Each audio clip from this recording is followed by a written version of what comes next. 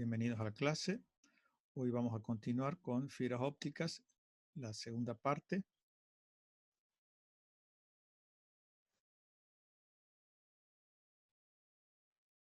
Nosotros en la primera parte habíamos estudiado la propagación de la luz a través de la fibra óptica y habíamos hecho uso de la óptica geométrica para encontrar el ángulo de aceptación que me permitía obtener la reflexión total interna, es decir, guiar la luz por interior del núcleo de la fibra óptica.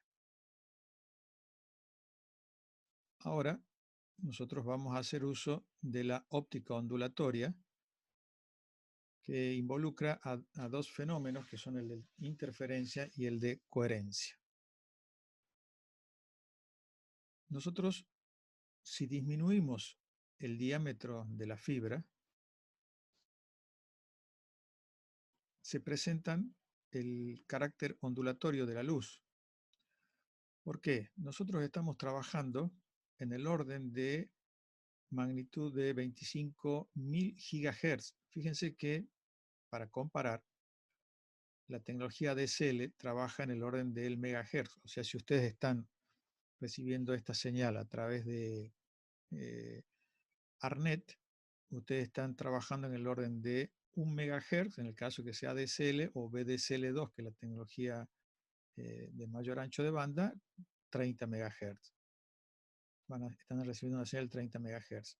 En la señal, si la están recibiendo a través de cable módem, o sea, a través de cablevisión, ustedes están trabajando en el orden de los 800 MHz.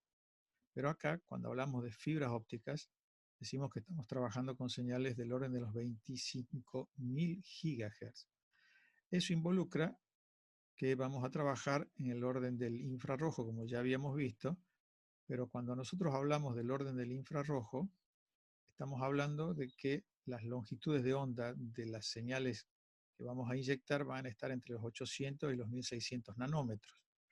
Eso quiere decir que a la hora de tomar en cuenta el diámetro del núcleo de la fibra óptica, las dimensiones de la longitud de onda de la luz que yo pretendo inyectar es del orden de magnitud del diámetro del núcleo de la fibra. Acuérdense que estos diámetros variaban entre 6 y 9 micrómetros para una fibra monomodo, llegando a una fibra multimodo hasta los 85 micrómetros, inclusive en algunos casos para fibras industriales hasta 100 y 200 micrómetros.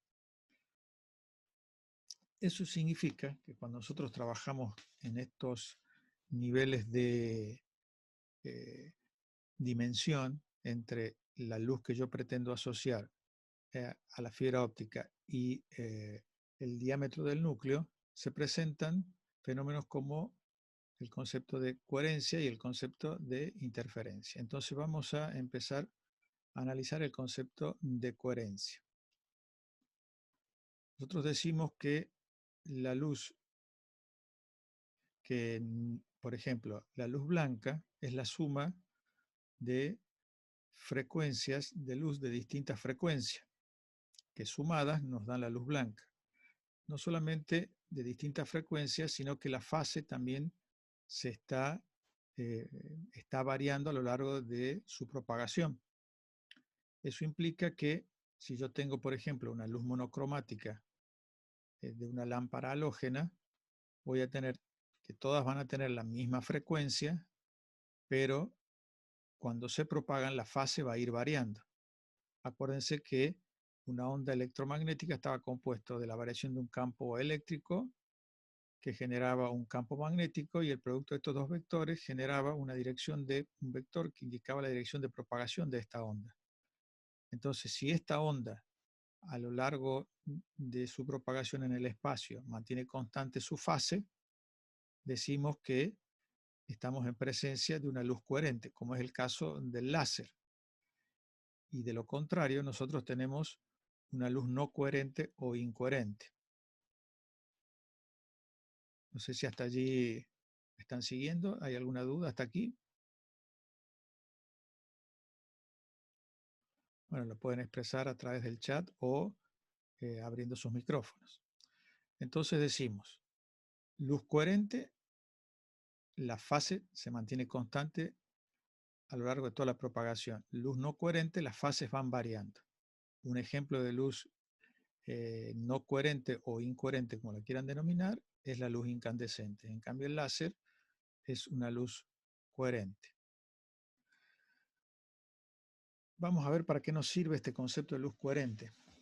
¿Qué es lo que ocurría? Inicialmente, yo cumplía con las condiciones de la óptica geométrica para fibras de gran diámetro y esto era suficiente para guiar luz por el interior de la fibra. Pero cuando yo disminuía el núcleo de la fibra a los niveles de los micrómetros, allí aparecía el carácter ondulatorio de la luz. Esto significa que yo podía no obtener luz a la salida de la fibra óptica. Entonces, otro concepto que vamos a analizar es el concepto de interferencia. ¿Qué significa esto? Si yo tengo dos o más ondas que entre las dos tienen un desfasaje de un número entero de longitudes de onda, ambas de la misma frecuencia, pero su desfasaje es un número entero de longitudes de onda, y acuérdense que los números enteros incluyen el cero, entonces puede no haber un desfasaje. Eso significa que las amplitudes de la señal se van a sumar. Entonces, si supongamos que esto tenía 1 de amplitud, la onda A, y la onda B tenía 1 de amplitud, a partir de la interferencia que se denomina constructiva, voy a tener una señal del doble de amplitud que valdría 2. Ahora tomemos el fenómeno de la interferencia destructiva. Eso significa que cuando dos o más ondas están desfasadas un número entero de mitades de longitud de onda, se produce la interferencia destructiva, porque al sumarse a contrafase las amplitudes se van a ir restando mutuamente, porque una va a ser positiva y la otra negativa. Por lo tanto, yo a la salida no voy a tener luz presente. Entonces, es importante trabajar con emisores de luz coherente para que las fases se mantengan constantes, para que yo pueda generar este principio de interferencia constructiva. Entonces, a las ondas capaces de propagar dentro de la fibra óptica que cumplan con este principio de interferencia constructiva y que provienen de un emisor de luz coherente, se denominan modos de propagación de la fibra óptica. Y este puede ser un solo modo, una sola onda que se propague, y se denominan fibras monomodo, o varias, las ondas que se propagan y se definen como fibras multimodo. Las imágenes que tenemos aquí corresponden a los distintos modos de propagación dentro del núcleo de la fibra óptica. Entonces aquí vemos que cuando habíamos comparado las fibras monomodo y las fibras multimodo, la primera diferencia que habíamos encontrado era el diámetro del núcleo. Pero para poder analizar un poco más esto en profundidad, tenemos que incorporar otro concepto que es el perfil de la fibra óptica. Cuando nosotros hablamos del perfil de la fibra óptica, estamos hablando de la variación del índice de refracción en función del radio. Eso quiere decir que vamos a tener una gráfica bidimensional donde un eje va a corresponder a la variación del índice de refracción en función del radio. Acordémonos que el índice de refracción era la relación entre la velocidad de propagación de la luz en el vacío respecto a la velocidad de propagación de la luz en un medio determinado. El otro eje, evidentemente, corresponderá al eje del radio de la fibra óptica, porque decimos que es índice de refracción en función del radio. Entonces, el otro eje corresponde al radio de la fibra óptica, tomando en cuenta que lo centramos respecto de cero desde el punto de vista gráfico y decimos que este eje lo que representa la variación del radio de la fibra óptica. Esto quiere decir que tomamos 0 como el centro de la fibra, esto representa el radio, este punto A lo que simboliza es donde termina el núcleo de la fibra, este punto A. Y este punto que lo denominamos menos A simplemente porque hemos diseñado estos ejes de coordenadas respecto del centro de la fibra y llamamos menos A a este punto que está acá. Entonces tenemos el punto A es este que está acá, el punto menos A es el que correspondería a su posición opuesta. Entonces, lo que ahora tenemos es una representación bidimensional de cómo varía el índice de refracción a medida de que yo me alejo del centro de la fibra hacia la periferia, llegando al punto A, que es donde tenemos el recubrimiento. Y recordemos que nosotros habíamos planteado de que la fibra óptica estaba constituida por un núcleo y un recubrimiento donde el índice de refracción del núcleo era mayor que el índice de refracción del recubrimiento. Y aquí en esta gráfica lo tenemos consignado. Fíjense que el valor sobre el eje de las ordenadas, nu sub 1, que es el índice de refracción del núcleo, es mucho mayor que nu sub 2, que es el índice de refracción del recubrimiento, según habíamos definido cómo estaba constituida una fibra óptica. Entonces, ahora, ¿qué es lo que estamos observando nosotros? Esta gráfica nos muestra, esta que tenemos acá, que es una gráfica horizontal, lo que nos está mostrando es que el índice de refracción es constante a lo largo de todo el núcleo. En todo el interior del núcleo, la densidad es constante.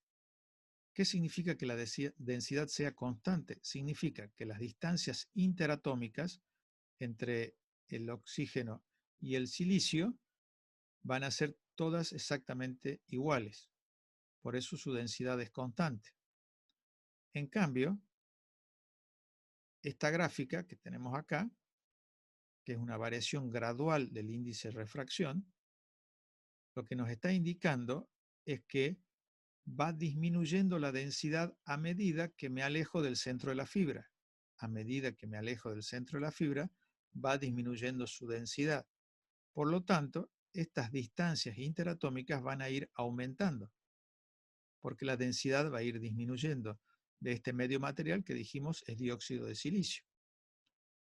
A esta gráfica la vamos a llamar perfil escalón, justamente por su forma.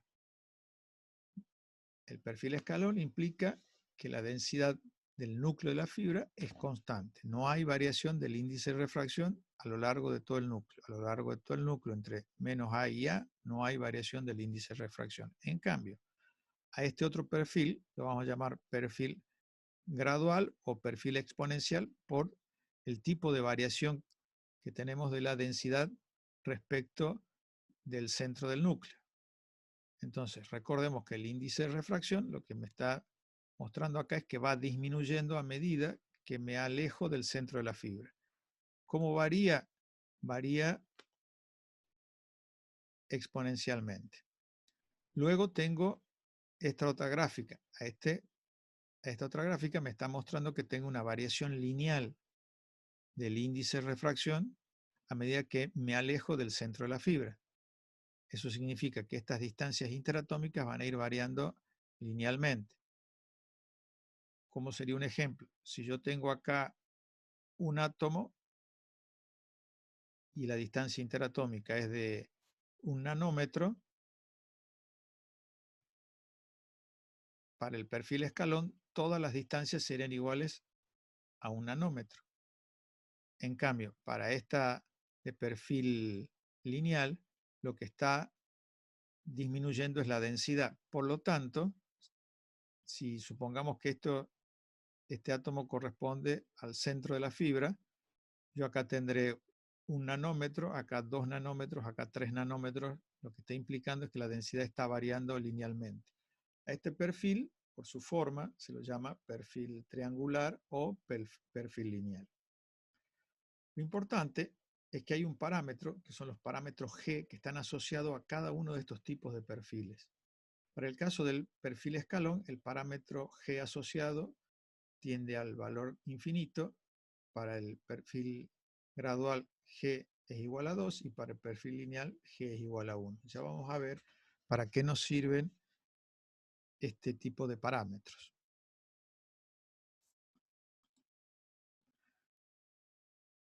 Acuérdense, y esto es muy importante, respecto de hablar del índice de refracción o de densidad del medio, fíjense que para que aumente el índice de refracción, si yo tengo acá que es la relación entre la velocidad de propagación de la luz en el vacío respecto a la velocidad de propagación de la luz en el medio que estoy considerando, que en este caso es el medio 1, para que aumente este valor tiene que disminuir la velocidad, porque la velocidad de propagación de la luz en el vacío es constante. O sea que a medida que C sub 1 disminuya, va a aumentar el índice de refracción. Para que disminuya la velocidad de propagación, las distancias interatómicas tienen que ser menores, porque el medio es más denso. Si el medio es más denso, significa que estos átomos, acuérdense que están ligados entre sí por fuerzas electrostáticas. Es lo que habíamos visto en la primera parte de fibras ópticas, donde vimos cómo estaba compuesta la materia. Entonces, cuando la luz, que es una onda electromagnética, que tiene un campo eléctrico y un campo magnético, y el producto de los dos me da la dirección de propagación, cuando yo incida sobre un medio material, este campo eléctrico se va a ver afectado por el campo eléctrico que vincula a los átomos entre sí. Cuantos más próximos estén esos átomos, va a ser más fuerte este campo eléctrico, por lo tanto va a disminuir el campo eléctrico de la onda electromagnética. Y si disminuye este campo eléctrico, el módulo está representado por este vector, va a disminuir el campo magnético, porque acuérdense que el campo eléctrico generaba el campo magnético. Si disminuía la intensidad del campo eléctrico, disminuye la intensidad del campo magnético. Entonces, por lo tanto, disminuye la velocidad de propagación de la luz en un medio más denso. Ahora, los perfiles son mucho más complejos que estos que hemos analizado, pero a nosotros nos interesa que por lo menos manejen la idea de los distintos tipos de perfiles y para qué se utiliza. Entonces, fíjense que ahora lo que nosotros necesitamos es variar la densidad de este medio material, que es el dióxido de silicio, que lo que nos había propuesto, acuérdense, Snell, para poder encontrar el ángulo de aceptación, es que sea isotrópico, lo cual implicaba que tenía que ser constante las distancias interatómicas, en definitiva constante la densidad del medio. Pero ahora estamos violando esta ley, porque lo que estamos haciendo es variando la densidad, siguiendo las normas lineales o exponenciales. ¿Cómo logramos esto? Se logra por dopado del cristal o de la fibra óptica. Al dióxido de silicio le tengo que agregar otros elementos que hagan que se distancien entre sí. Entonces, si yo agrego dióxido de germanio o pentóxido de fósforo, lo que estoy logrando es un mayor índice de refracción. Quiere decir que los átomos entre sí se van a aproximar debido a la presencia de estos átomos de dióxido de silicio, que van a ser en realidad moléculas, que se van a agregar. Ahora, si yo quiero disminuir el índice de refracción, que se alejen entre sí, lo que agrego es trióxido de boro o flúor. Entonces, quiere decir que yo, dopando la fibra, agregando otras sustancias, logro que se distancien más los átomos entre sí, variando la densidad del núcleo de la fibra. Pero evidentemente el dopar la fibra me lleva a perder luz por el recubrimiento. Esto lo vamos a analizar en la tercera clase cuando veamos las razones por las cuales se atenúa la luz dentro de la fibra óptica. Ahora lo que vamos a ver es para qué nos sirve definir este tipo de perfiles. Acuérdense que cuando vimos las fibras ópticas en la primera clase, dijimos que cuando ingresa un pulso dentro de la fibra óptica, este pulso se ensancha. Y ese ensanchamiento del pulso era mayor para una fibra multimodo que para una fibra monomodo, ¿sí? Ese ensanchamiento del pulso lo que genera, desde el punto de vista de la transmisión de datos, yo voy a tener una duración del tiempo del bit, que es lo que yo pretendo recuperar en el otro extremo de la fibra óptica. Pero si este pulso que tenía esta duración del bit ahora tiene esta duración del bit porque se ha ensanchado el pulso, yo no voy a poder reconocer porque se van a ir superponiendo los pulsos. Por lo tanto, la única forma que yo tengo para recuperar estos pulsos es bajar la velocidad de transmisión. Entonces, el ensanchamiento del pulso, en definitiva, es la forma en la cual se determina el ancho de banda de la fibra óptica. Entonces, si nosotros vemos que las fibras ópticas monomodo tienen un menor ensanchamiento del pulso, esto quiere decir que van a ser las que tengan un mayor ancho de banda. Y acá vamos a tratar de explicar por qué ocurre esto. Supongamos que estemos en presencia de una fibra multimodo de perfil escalón. Eso significa que en el núcleo de la fibra la densidad es constante. Si la densidad es constante, cualquiera sea la trayectoria que yo tome dentro del núcleo, la velocidad de propagación va a ser exactamente la misma, porque dijimos que las distancias interatómicas son las mismas, por lo tanto la densidad del núcleo es constante.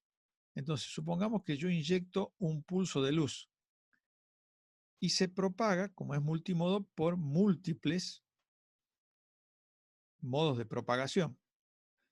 Fíjense que los caminos ópticos van a ser de distinta longitud, el modo que viaja por el centro recorre una menor distancia, mientras que los que van reflejándose internamente viajan una mayor distancia. Por lo tanto, yo lo que necesito es recuperar toda la energía que yo inyecté en la fibra a la salida, porque ese va a ser el umbral de energía que va a activar los fotoconversores. Entonces, fíjense, cuando realizo esta simulación, veo cómo la del centro llega antes, porque evidentemente el camino óptico es más corto y todas tienen la misma velocidad de propagación. Entonces se genera un ensanchamiento del pulso y esto a la salida yo no lo voy a poder detectar a qué pulso correspondía si envío otro pulso inmediatamente después. Pero si yo ahora tengo una fibra monomodo de perfil escalón y ahora inyecto un pulso de luz y es uno solo el modo en el cual se propaga, voy a tener un menor ensanchamiento del pulso. Por lo tanto, si comparo una multimodo de perfil escalón con una monomodo de perfil escalón, evidentemente las monomodos son las que tienen el mejor ancho de banda. Y cuando hablamos de ancho de banda es lo que nosotros necesitamos justamente para que nuestro canal de comunicación sea lo más eficiente posible. Ahora, nosotros hemos hablado del perfil gradual. Y fíjense que el perfil gradual tiene algo muy interesante. La densidad del núcleo varía en forma gradual. Eso significa que cuando yo tome estas trayectorias para una fibra multimodo de perfil gradual, para empezar, la densidad del medio no es la misma. En el centro tiene la mayor densidad, el mayor índice de refracción, y en las proximidades del recubrimiento tiene un menor índice de refracción. Por lo tanto, en el centro es más denso y en las periferias es menos denso. Entonces, si bien las trayectorias ópticas van a ser distintas, más corta la que va por el centro y más largas las que van reflejándose internamente por la fibra óptica, pero va a ocurrir lo siguiente: mientras que esta trayectoria tendrá una velocidad constante en función de la densidad, de una mayor densidad, o sea, una menor velocidad, estas otras trayectorias van a ir acelerándose, se reflejan y se desaceleran. ¿Por qué? Porque va disminuyendo la densidad, por lo tanto la onda se va acelerando y cuando se refleja toma un camino, una dirección en la cual es más denso. Entonces se desacelera. Como consecuencia van a existir estos puntos de encuentro o nodos en los cuales yo puedo recuperar la señal y van a tener un menor ensanchamiento del pulso. Pero lo que sí, la mejora del ancho de banda, en definitiva, va a ser a expensas de perder luz por el recubrimiento, porque he dopado la fibra. No estoy cumpliendo con las condiciones que me planteaba Snell. Pero es el costo que pago para obtener fibras con un mayor diámetro del núcleo que me permita tener un ensanchamiento que me permita obtener anchos de banda que sean efectivos para las telecomunicaciones. Porque vamos a ver que es cierto, ustedes podrían pensar, bueno, trabajemos solamente con fibras monomodo de manera tal de tener mayor ancho de banda, porque tenemos que trabajar con las multimodo, que encima perdemos luz por el recubrimiento y por lo tanto el alcance o la atenuación que va a tener la señal dentro de la fibra va a ser mucho menor que una monomodo, donde yo pierdo, por lo menos por este tema, no voy a perder luz por el recubrimiento. Ya vamos a ver más adelante cuáles van a ser las razones por las cuales se va a atenuar la señal. Pero por ahora yo puedo ver de que el único interés que tengo es de mantener un diámetro del núcleo mayor que para una fibra multimodo que para una fibra monomodo. Fíjense que el ensanchamiento del pulso, cuando trabajamos en el orden de los gigabits por segundo, los pulsos tienen una magnitud del orden de los nanosegundos. Entonces, eso significa que los ensanchamientos del pulso a veces superan el 100% del ancho del pulso original. Entonces, la idea sería trabajar siempre con fibras monomodo. Vamos a ver qué implica obtener fibras monomodo. Los parámetros que determinan el número de modos de una fibra óptica están definidos por el parámetro estructural B y el parámetro G, que ya habíamos analizado, que estaban asociados al tipo de perfil que yo estaba utilizando. Lo que yo puedo apreciar acá es que hay una relación directamente proporcional de magnitud entre el parámetro B y el número de modos. Lo que yo necesito es que el número de modos sea igual a 1. Entonces, como G depende del tipo de perfil que yo estoy utilizando y que de algún modo puede mejorar esta relación de disminución del parámetro B, lo que nos interesa a nosotros ver es de qué depende este parámetro B. Y cuando vemos de qué depende el parámetro B, este parámetro estructural, vemos que es directamente proporcional a lo que se denomina índice de longitud de onda, al radio del núcleo y a la apertura numérica. Índice de longitud de onda es igual a 2pi sobre lambda. Lambda es la longitud de onda de la luz que yo estoy inyectando en la fibra óptica. Entonces, si yo quiero obtener un valor pequeño de B, porque eso es lo que encontré como relación directamente proporcional en la ecuación anterior para obtener el número de modos, y acá lo que vamos a hacer es un análisis cualitativo, no cuantitativo, lo que para disminuir este valor de B, yo tendría que disminuir alguno de estos parámetros, o la apertura numérica, o el radio del núcleo, o el índice de longitud de onda. Disminuir el índice de longitud de onda, ya que es 2pi sobre lambda, significa, para que esto disminuya, aumentar la longitud de onda. Solo por ahora, y hasta que veamos lo que son las ventanas de transmisión y lo que es la absorción de la fibra óptica, les puedo anticipar de que yo no puedo modificar este valor sin tener consecuencias en la atenuación. Entonces, por ahora, a este valor lo vamos a dejar constante. Cuando veamos absorción, allí voy a explicar por qué este valor no se puede modificar. Entonces, nos queda para modificar la apertura numérica. Es decir, yo tengo que disminuir para encontrar un valor pequeño de B. Si yo disminuyo la apertura numérica, acuérdense que era el seno del ángulo de aceptación. Eso significa que yo lo que voy a hacer ahora es minimizar los ángulos disponibles para inyectar luz para que se produzca la reflexión total interna. Y encima estamos hablando en el orden de los micrómetros. Entonces, otro parámetro que puedo modificar, dejo constante la apertura numérica, es el radio del núcleo.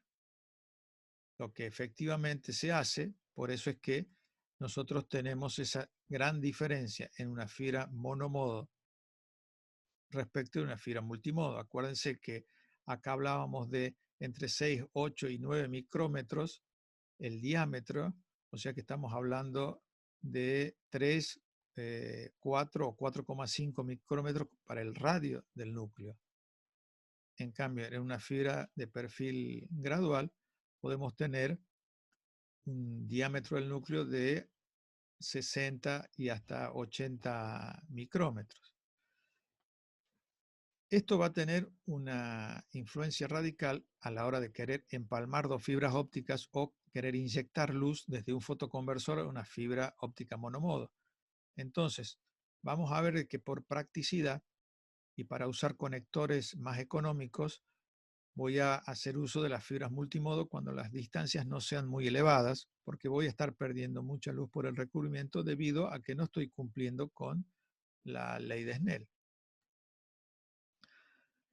Si yo quiero conocer las características reales de propagación y desde el punto de vista cuantitativo, voy a tener que hacer uso de las ecuaciones de Maxwell, que son estas ecuaciones diferenciales, las ecuaciones de onda, que definen cuál es el valor de la onda a lo largo de toda su propagación. Ahora, Maxwell, estas ecuaciones son ecuaciones diferenciales porque acuérdense que el campo magnético está variando en función del tiempo, lo mismo que el campo eléctrico, y el vector de desplazamiento está variando en función del espacio, que tiene 3 dimensiones, más una dimensión del tiempo, vamos a tener ecuaciones diferenciales de 4 dimensiones. Entonces, yo sé que para obtener los resultados de las ecuaciones diferenciales tengo que hacer cumplir con ciertas condiciones particulares. Y esas condiciones particulares habitualmente son los cruces por cero. Por eso existen las funciones de Bessel que definen cómo se propagan las ondas electromagnéticas dentro de conductores o medios guiados de sección cilíndrica, como son el cable coaxial, las guías de onda o en este caso la fibra óptica de dióxido de silicio. Entonces, Bessel, estas funciones de Bessel, lo que muestran son los cruces por cero que van definiendo estos parámetros B de corte que me permiten obtener, cuando trabajo con las ecuaciones de Maxwell, los valores de la propagación de una onda electromagnética en términos cuantitativos. Nosotros acá hicimos un análisis cualitativo donde vemos claramente cómo para obtener una fibra monomodo tenemos que utilizar esa ecuación donde nos vinculaba el parámetro estructural B con el radio del núcleo, la apertura numérica y el índice de longitud de onda. Entonces vemos que lo que nosotros hacemos es variar la apertura numérica combinado con la variación del radio del núcleo. Bien, hasta ahora nosotros hemos analizado lo que ocurre desde el punto de vista ondulatorio y dijimos que cuando generamos la luz lo vamos a hacer a través de los fotoconversores y ahora vamos a analizar cómo funcionan estos fotoconversores. Fíjense que nosotros conocemos claramente ya cómo trabaja la electricidad y decíamos, bueno, tiene que haber un dispositivo que convierta electricidad en fotones, en definitiva, en cuantos de luz, paquetes de energía que se van a transmitir, que se van a generar en forma discreta, pero se van a transmitir, se van a propagar en forma continua a través del concepto ondulatorio. Entonces, ahora lo que vamos a hacer es analizar cómo trabajan estos fotoconversores para que efectivamente yo pueda inyectar electricidad y obtener luz, y en el receptor, si yo inyecto luz, obtener electricidad a la salida. En definitiva, son flujo de electrones, ¿eh? Y acá van a ser flujo de fotones. Yo voy a inyectar fotones que van a ser esos pulsos de luz y que se van a propagar en forma ondulatoria, dadas las dimensiones del conductor de fibra óptica. Bien, ¿hasta aquí hay alguna duda? Bueno, seguimos adelante. Cuando hablábamos del efecto fotoeléctrico, ¿se acuerdan en la primera clase? Dijimos, existen sustancias en las cuales yo inyecto luz de una determinada frecuencia y esto genera que se desplacen electrones de un nivel a otro dentro de la estructura energética del material que yo estoy considerando. Y que esos electrones que se van generando no están en función de la intensidad de la luz que yo estoy inyectando, sino en función de la frecuencia de la luz. Y esto ya lo había enunciado Max Planck en su teoría cuántica, donde dice que la energía se propaga en cuantos o paquetes de energía, que es lo que utilizó después Einstein para explicar el efecto fotoeléctrico. Ahora, no es cualquier sustancia a la cual yo le hago incidir luz y puedo obtener electrones. Van a ser determinadas sustancias que son combinaciones de sales de aluminio, galio, indio, talio, silicio, nitrógeno. Estas sustancias, formadas en sales como el arseniuro de galio, de indio, de talio, son aquellas en las cuales cuando incide luz sobre el cristal de una determinada longitud de onda, se produce la emisión de electrones. Ahora, estos fotoconversores pueden emitir electrones o pueden emitir fotones. Vamos a ver cómo trabaja. Van a existir dos tipos de interacciones electro-ópticas. A uno se denomina absorción, a un fenómeno se denomina absorción. Eso significa cuando yo incido con luz sobre un elemento material, ya habíamos dicho que podría ser arseniuro de galio, de indio, de talio, etc. Y nosotros ya habíamos definido, ¿se acuerdan que los electrones estaban fuertemente ligados y su último nivel de energía, el más lejano del núcleo, era lo que definíamos como banda de valencia? Y la banda de conducción, es decir, para yo poder arrancar electrones de un átomo, debo estar más alejado. Y a esa distancia es lo que yo defino como energy gap. Se define como ese salto de energía necesario para promover a un electrón de la banda de valencia a la banda de conducción. Entonces, ¿qué hago yo? Inyecto luz y esa energía remanente, que es H por la frecuencia, porque depende de la frecuencia de la luz que yo estoy inyectando, lo que hago es promover a este electrón, le doy más energía para que vaya a la banda de conducción y de allí, con un circuito eléctrico, yo obtengo electricidad, quiere decir que estoy inyectando fotones y estoy generando un cambio energético del electrón, alejándose de su núcleo, desvinculándolo. Esto es lo que es un fotodiodo. Recibe energía en forma de fotones y obtengo acá electrones, un flujo de electrones.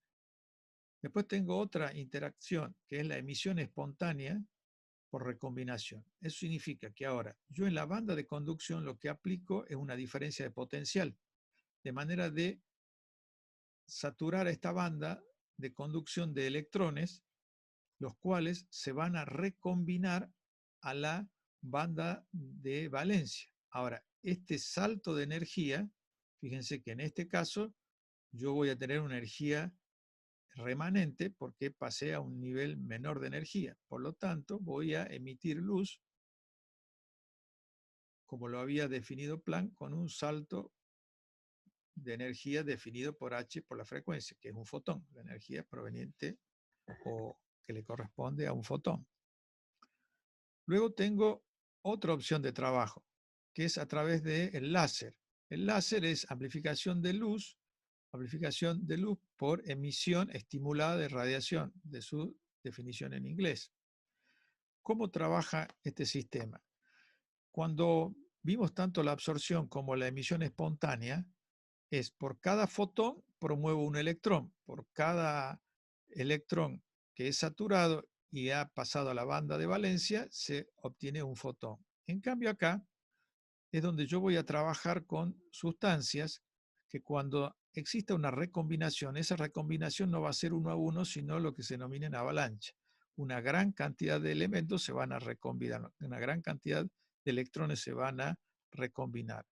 Entonces, estos láser pueden trabajar de dos modos. O yo estimulo la banda de conducción con un campo eléctrico o también puedo estimularla con una luz.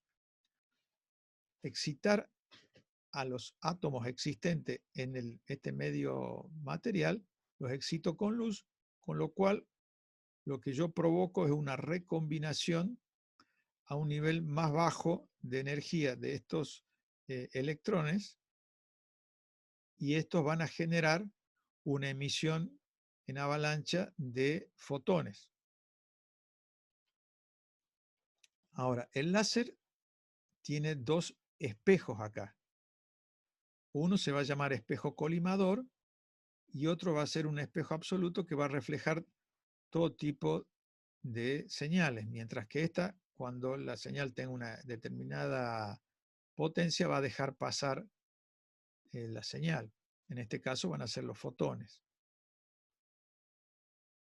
Entonces fíjense que la estructura del láser básicamente va a estar compuesta de una luz pulsante, que puede ser una lámpara flash. Esta es una de las estructuras del láser, con un rubí como elemento material al cual voy a excitar con la luz y voy a generar esas recombinaciones.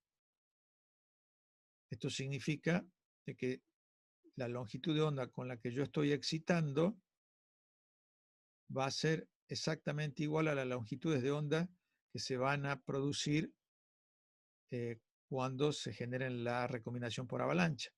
Y lo interesante es que van a mantener su fase, o sea que van a emitir luz coherente. Con la misma fase que ingresó esta señal, va a egresar las que se producen por avalancha.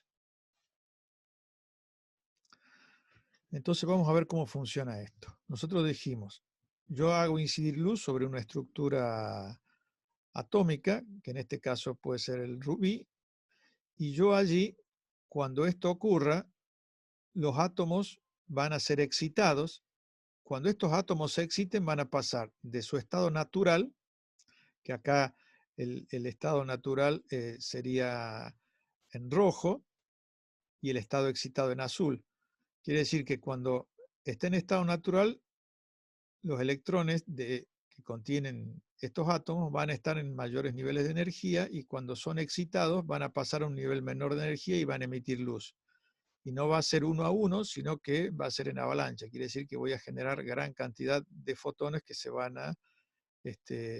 que van a emitir. Ahora, estos fotones cuando empiecen a ser emitidos se van a reflejar primero en este espejo colimador y al reflejarse van a volver a incidir sobre otros átomos no excitados y luego se van a reflejar en el otro espejo, van a volver a este y así sucesivamente hasta alcanzar el nivel de potencia para que este espejo deje pasar la energía. Fíjense que acá en azul están todos los átomos que no han sido excitados y acá tengo solamente dos que han sido excitados donde sus electrones ya han generado fotones. Ahora, en la interacción entre los dos espejos, fíjense que cada vez hay mayor cantidad de átomos excitados donde sus electrones están migrando de niveles de energía y generando fotones, hasta alcanzar el valor en el cual yo he calibrado este espejo colimador. Hoy los láser son de estado sólido. Eso significa que yo tengo un emisor de luz de estado sólido, como puede ser un LED, que excita al sustrato de arsenuro de galio, de indio, de talio, y genero esta emisión de fotones en avalancha. Para cada tipo de elementos de la naturaleza que yo esté combinando, voy a generar distintas longitudes de onda. Ahora, hay algo muy importante a tomar en cuenta y es el hecho de que se generan lo que se llaman espectros discretos de emisión de un átomo cuando se recombina un electrón a un nivel más bajo de energía. Si yo tengo el átomo de hidrógeno, tengo un solo electrón que se recombina y tengo una sola longitud de onda que se genera. En cambio, si yo tengo un átomo complejo, donde voy a tener como el arseniuro de galio, el indio o el talio, que tiene una gran cantidad de electrones y varios niveles de energía, y cada vez que yo excite a esos átomos van a existir recombinaciones de electrones que pasen de distintos niveles de energía, y cada recombinación entre distintos niveles de energía genera una determinada longitud de onda. Eso va a implicar que a la hora de emitir luz, no emite una longitud de onda, sino que emite un ancho espectral. siendo los láser los que emiten un menor ancho espectral, y acá comparo el ancho espectral de un emisor LED con un ancho espectral de un emisor láser. Eso significa que yo ahora no estoy emitiendo una longitud de onda, sino que estoy emitiendo un ancho espectral de longitudes de onda, debido a la complejidad de las recombinaciones de los electrones. ¿Sí? Bien, acá tengo ahí el micrófono que está abierto. Les voy a pedir que lo silencien, por favor. Muy bien. Mil disculpas, estaba con el Perfecto. celular en el bolsillo. No hay problema. Seguimos entonces adelante. Se corta en un minuto la señal. Lo que vamos a hacer es armar otro bloque para terminar con la clase. Entonces ya saben que hacemos esta pausa, un breve intervalo de 5 minutos y continuamos con la clase para dar el tema completo. ¿Sí? Entonces ahora entramos en el intervalo. Seguimos en unos minutos.